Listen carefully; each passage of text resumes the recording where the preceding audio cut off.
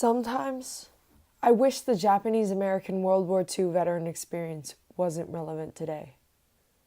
Sometimes it would be so much nicer for the present to exist outside the past, for the problems of our ancestors to be the stuff of legends instead of heirlooms that are willed on to the next generation and inherited. Sometimes I wish I could say that my people saved the world, that their courage and integrity changed the hearts of a nation forever, and that their sacrifices weren't in vain. Because others sometimes, I get cynical. We are repeating history. We are trying to put more people in camps and deny their humanity because of their skin or their papers or mosque. In these, sometimes I can only see the footprints leading forward, scattered under the imprints of heavy boots that are dragging souls back. Sometimes I wish the story wasn't relevant today. But most times, I'm thankful that it is.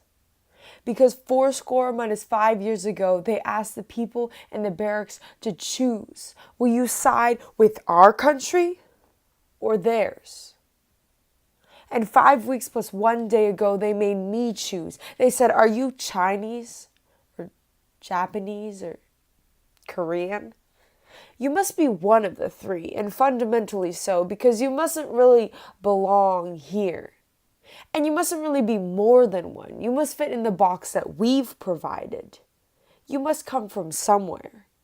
Just one somewhere that isn't here.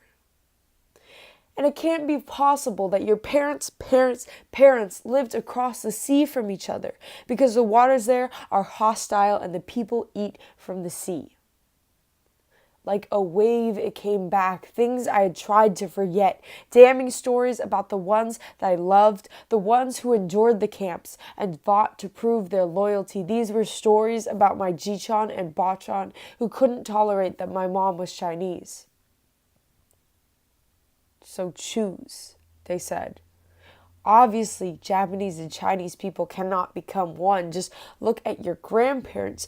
Choose. Check a box, just one box, they said.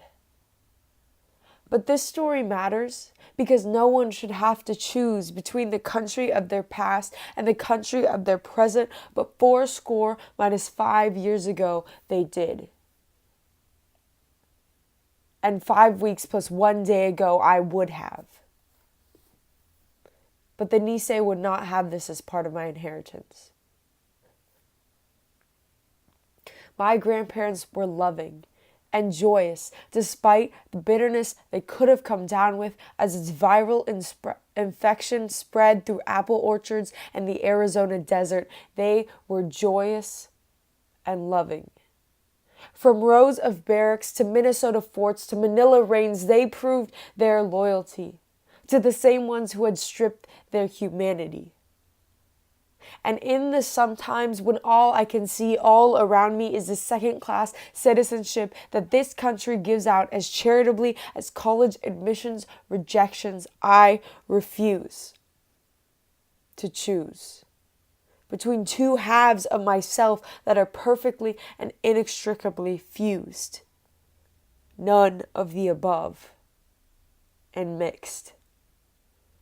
I refuse because I know the story by heart and I knew its joyous actors, and I know that they fought back against the virus. They met fever with fervor, and like the 442nd, they were determined and overblown with hope.